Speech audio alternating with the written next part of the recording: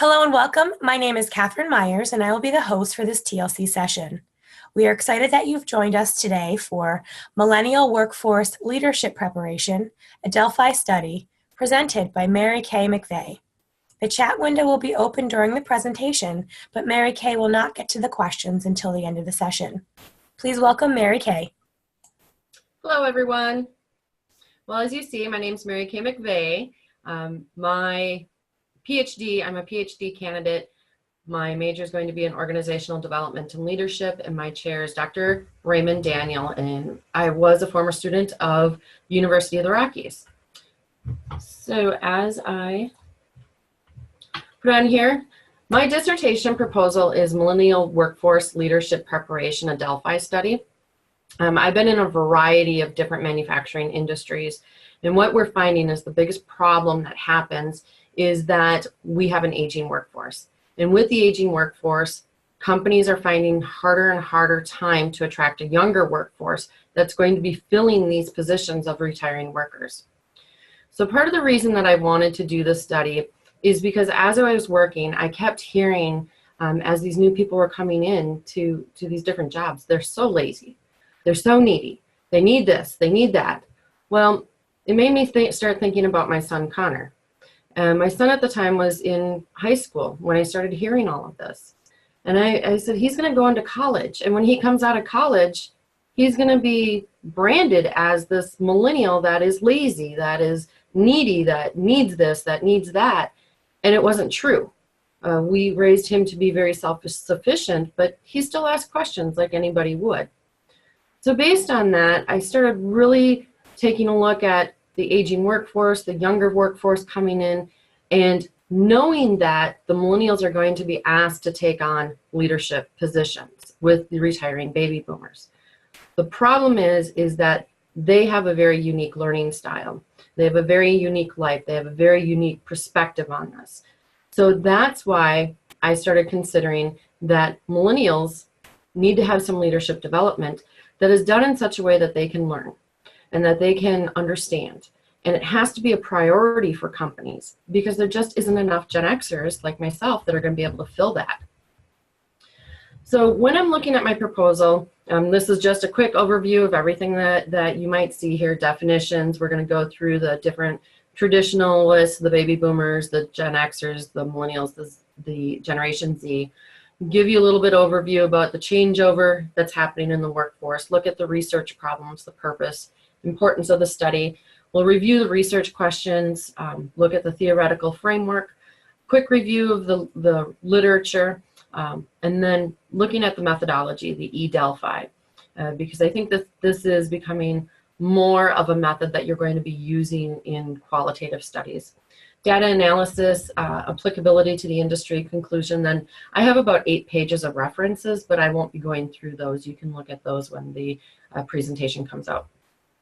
So we start looking at definitions of generations. When we talk about traditionalists, these are people that are typically born before 1946. So the purpose of my study, these are the dates that I have used. Baby boomers are born between 1946 and 1960.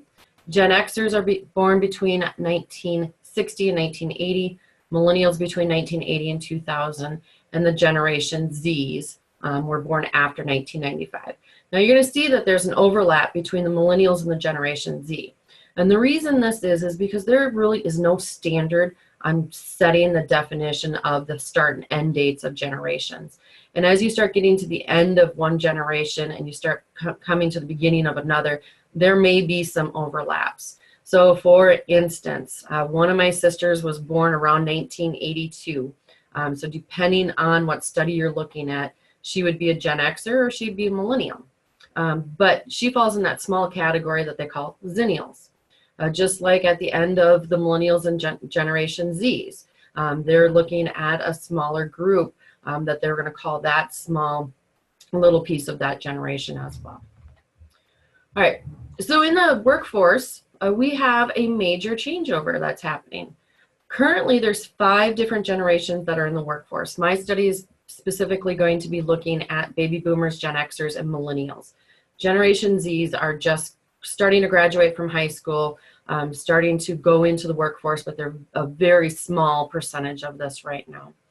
Traditionals are still there. One company that I work for, there's a gentleman that just doesn't want to retire. He is 83 years old. And he told the person this year that, you know what, I think I might start cutting back to part-time. And they're trying to encourage him to retire, but he's just not ready to do that. When we start looking at retirement and leadership positions, we're seeing baby boomers are reaching that age of retirement. They're leaving these leadership positions. There are not enough Gen Xers that are to be able to fill that vacant position. Baby boomers had a very large population. My generation, Gen Xers, there was not a lot of children that were born during that time. But then the baby boomers started having the millennials. So it's going to be the millennials that are going to be asked to fill those roles, and that the Generation X aren't going to be able to fill because there's not enough of us. So millennials are going to take on these positions, but at this time they don't feel that they're qualified to take on these positions. And that was done by numerous different studies, and within my research I had found quite a bit of that. So without the training programs designed to meet the unique needs of the millennials, their lifestyle, their leadership development needs, the organizations, they're going to experience some leadership vacuums in the workplace. And it's going to adversely affect the organization's health and their progress, because they don't have the people to take on those positions. Oh, sorry, wrong way. Okay, so here's a graph that kind of represents the different generations. And if we take a look at the green bar, we're going to see the millennials. So in 2000, about 6% of the workforce were millennials. 5 years later, we're looking at 15%. 5 years after that, 25%. And in 2015, millennials overtook both the baby boomers and the Gen Xers in the workforce. So they're looking at 34 to 35% as of 2015. By 2020, it's expected that millennials are going to make up 46% of the workforce, where the Gen Xers are going to start retiring and they're going to fall off to about 16%. That's only 2 years away that you're going to start seeing this. So generational diversity. We have different life experiences from each generation. They've influenced the development of their personalities, their values, their beliefs, their expectations.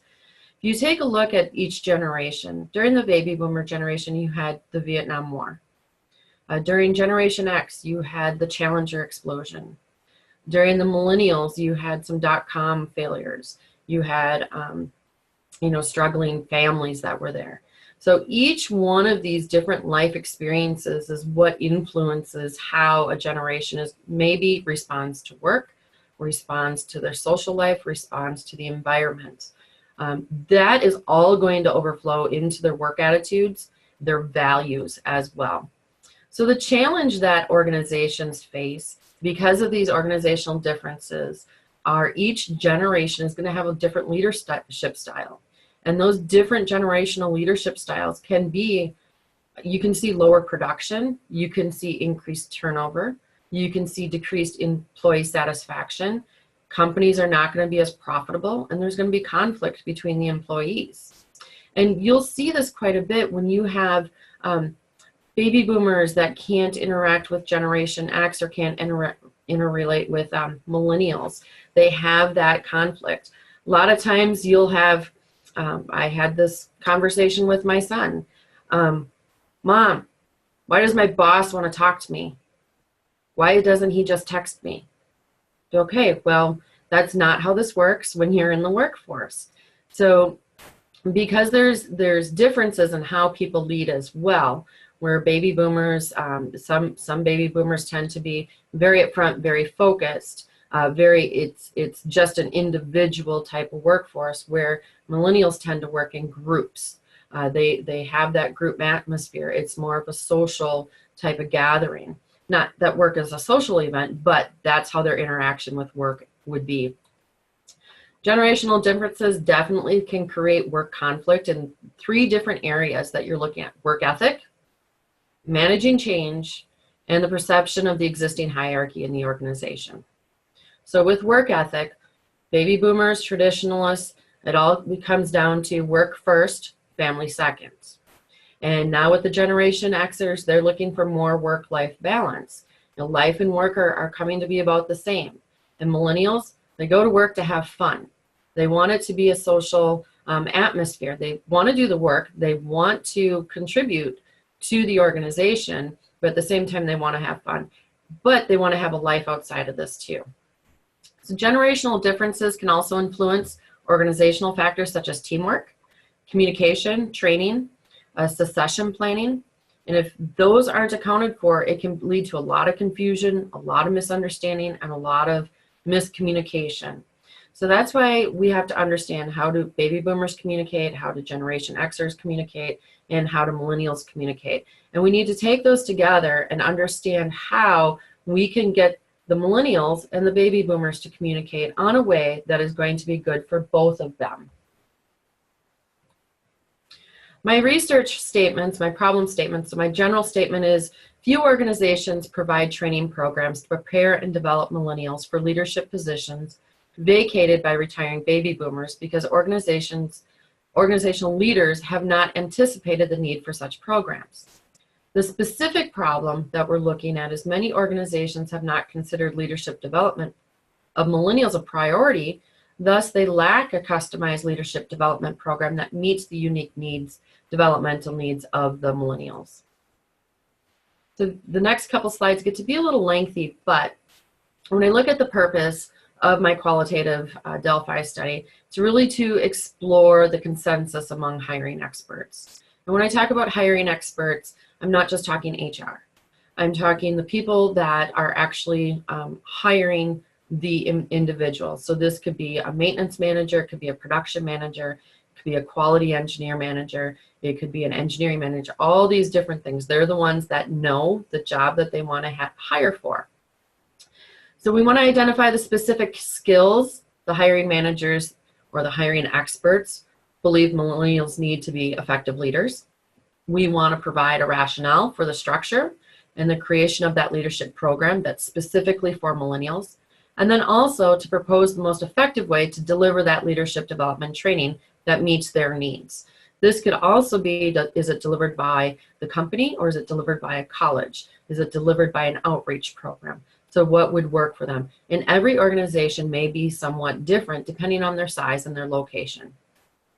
So even though human resource personnel, training and development personnel, and hiring managers, they're challenged with identifying and developing millennials for their organization, many of those organizations have not anticipated their need to fill those leadership positions with millennials as the baby boomers retire.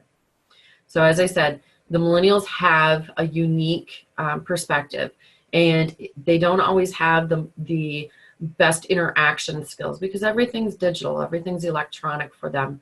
And that's not saying that millennials don't have communication skills. They just have a unique way of doing that we're not used to, and we have to learn how to do that.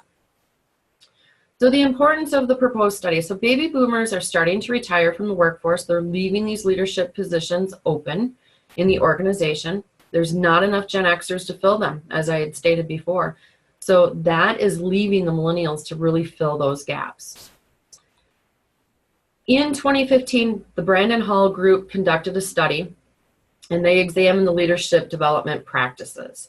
That study found that 51% believe their leaders were not prepared to lead, and 71% of their leaders are not prepared to lead in the future. So these are the millennial leaders. The importance of this study really is to look into the critical skills the hiring experts believe the millennials need to become effective leaders, provide a foundation of leadership development skills specifically for them, and the best delivery method, as I had stated a little bit earlier. The proposed research questions that I have would be to build a theory to answer what key skills do millennials need to be successful transformational leaders, what methods are most effective to train leadership skills for millennials, and what organization, company, or college is most suitable to provide that leadership training to those millennials. When I look at the theoretical framework, I'm looking at the generational theory. This suggests that a generational cohort subcultures are created based on a significant cultural, political, or economic developments during a specific range of birth years. And this is what I discussed just a little bit earlier. Because each generation has shared life experiences, that really creates that generation's unique beliefs, their values, their attitudes, and their logical processes. Each generation tends to develop their own characteristics, typically in their pre-adult years. And like I said, when we were talking about the different generation years, as I was doing research, this is how I found out that there's really no standard definition of when a generation begins and when it ends. So if you do research yourself, you're going to find every single place that you go, not all of them match. They're within a couple years of the beginning and end dates of the generations.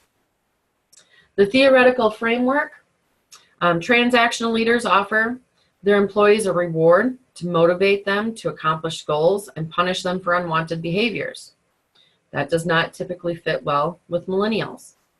Transformational leadership theory is based on intense emotional leader-subordinate relationship that relies a great deal on trust and confidence in the leader. This fits in more with the millennials' wants and needs of wanting to have frequent communication of how they are doing. Servant leadership, this is described as the leader serving the follower, where the primary objective is to serve and meet the follower's needs. So in my job, whenever I go into companies as a business consultant to help them become more efficient, more profitable, I take a look at the servant leadership side of this. It's my job to train people to be able to take what I've learned and implement it themselves. I need to work myself out of a job. As a servant leadership, or if you're a servant leader, some of what you want to do is be able to train your subordinates. And you want to train them in such a way that they can take over your job. That way it leaves you more time to be able to get ready for your next position. So you need to be able to relate to your followers, to be able to help them as much as they need to be helped, so that they become self-sufficient. The methodology that I chose was the e-Delphi. The research method is most appropriate for this qualitative study using the Delphi method or the techniques. The technique is a structured group communication process used to survey, collect the opinions of the experts on the particular problem that I have, and designed to produce a detailed investigation of the topic.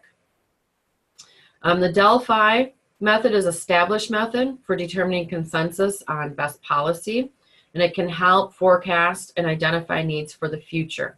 So this is why I chose this, is because we're trying to develop policies and we're trying to forecast and identify what needs we need for the future for the leadership training. The key components of the Delphi study are the use of an expert panel and the anonymity of the panel members. That's always a hard word for me. The proposed research method, when you use the Delphi method, the goal is really to improve the understanding of the problems, the understanding of the opportunities or the solutions that might present themselves. Delphi uses anonymous communication between the topic experts with the goal to arrive at that consensus in areas of policy, practice, or organizational decision-making. The consensus is gained from experts' opinion through a series of questionnaires combined with controlled opinion feedbacks. When it comes to my participants, in this proposed study, a person is considered an expert when their primary employment responsibility is related to hiring, training, or developing those millennials. That's why I said it would be HR, your human resources. It could be your training and development team. It could be your hiring manager as well. Experts will be decision makers who provide criteria and attributes to the leadership job description, and they are involved in hiring and selection process. So participants in this proposed study will be those who are knowledgeable about current information and perceptions regarding leadership, training and development. Millennials will be an open-minded to the findings of this study. So this is the flow of participants. This is adapted right out of the APA manual. It's on page 252. We're talking about the assess for eligibility. So once we assess that they're eligible. Then we'll break them down into enrollments. We'll look at who might be included. That could be who did not meet the inclusion criteria, if there's people that refuse to participate, or if there's other reasons why they can't. This goes right on to the follow-up. So as the questions are going through, you may have times where typically a Delphi is 3 iterative rounds. We may have some, or I might have some that are lost to follow-up. We may have some that decide that they don't want to continue to participate either. When the analysis is done, we'll determine how many people were being analyzed and how many were excluded from the analysis and the reasons why we did that. Data collection methods. Well, the internet has really impacted the way people access and communicate and share information with others. You'll see that with Facebook, and Instagram, and all of these different things. So the use of online tools has become a very acceptable way to facilitate some very rapid communication. Email as another one. Data collection, and participant management for the experimental studies. The advantages of the e-Delphi method, it includes making the iterative data collection more efficient, more convenient, saves time, it's a huge cost savings, and then also the data management. The data will be collected using an online service or survey application called SurveyMonkey. The typical Delphi approach usually consists of 3 iterative rounds. The data analysis, data will be analyzed using the Inuvo 12 software. This works really well with most research designs and analytical approaches. It's comprehensive, it's intuitive, it aids in the analysis process. It does not get rid of looking at the data, but it does aid in that analysis process. It doesn't automatically analyze it for you like it would with quantitative, but it can help you alleviate some of that manual coding that you might have.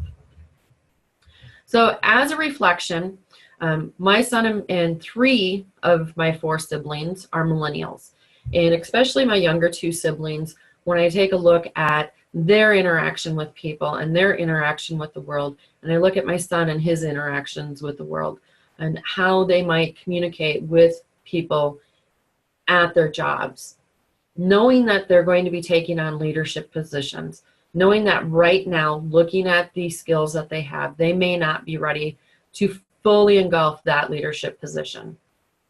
So through this study, being able to understand how to develop a program that would reflect millennials and how they can learn, this should help with building those relationships.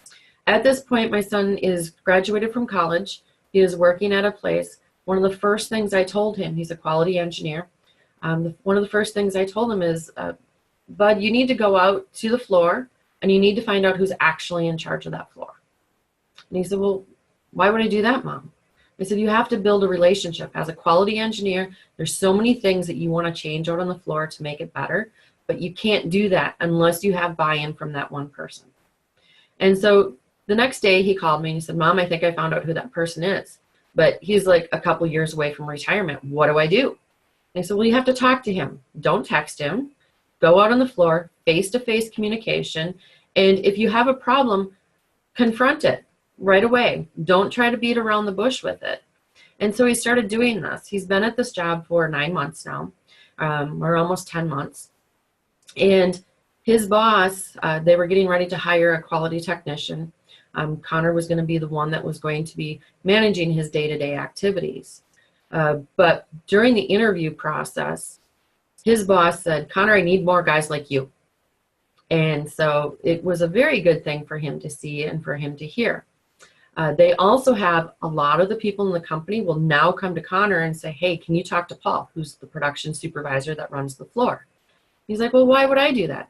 So he's kind of known as the Paul whisperer at this point. So if he can go out and talk to this person and be able to change his mind, this is good. This is how we need to build those relationships with millennials.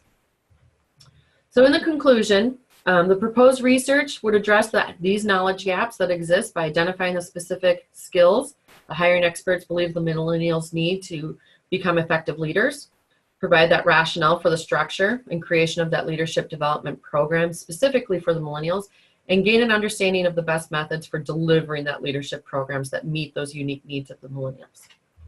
So that is the conclusion of it. Here is my contact information, Mary Kay McVey at marykay@organizationalpartners.com, and my telephone number too, if you wanted to reach out and discuss this further.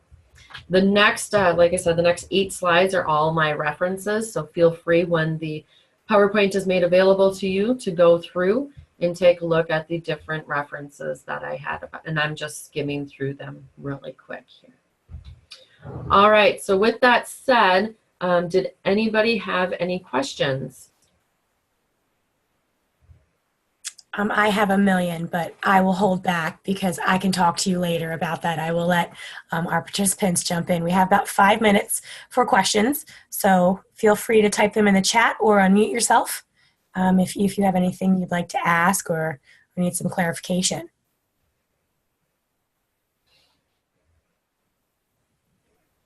Catherine Frost said, excellent presentation. Is Gen Y the millennials? Yes, the Gen Y is the millennials. No difference, just they're called many different things, but millennials is the big one. I actually was walking through the store yesterday, and I found a new Monopoly game, and it was Monopoly for millennials. So I'm actually going to buy that and see if we wanted to play it at Christmas with my 3 millennials, my 2 siblings and my son. I just saw that on the news this morning, and it's had mixed reviews. I think some millennials were like, this is insulting. Because there's something, I guess, like when you could buy property and in the original Monopoly, and I think something like now is, never mind, you can't afford to buy property anymore, so just let it be. So yeah, I'm going to buy it and see what it says inside of it. Awesome. Thank you.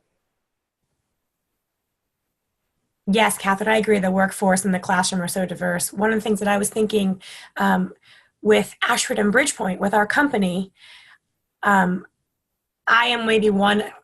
There are people older than me. You know, I'm 42, but we have a lot of younger staff. We have these millennials. And I'm just thinking about our company and how useful this knowledge that you're working on could be helpful to us in our leadership to kind of bridge the gap and get to know one another and how we can work together productively. Absolutely. I mean, I'm teaching classes for local technical schools and then also with the Department of Corrections. And besides that, I also do business consulting. So I run into a large array of people from Generation Z, millennials, all the way to baby boomers. And when I'm teaching in class, there's so many different teaching methods that I need to use. For baby boomers, it's one way. For Gen Xers, it's another way. For millennials, it's another way. Right now, I'm teaching a technical math course, and I have some that are wanting to pull their hair out. So it's coming down and teaching it step by step by step and really breaking it down a lot more than what you may need. Well, they also haven't been in school for a while too, so. Any other questions or comments or ideas?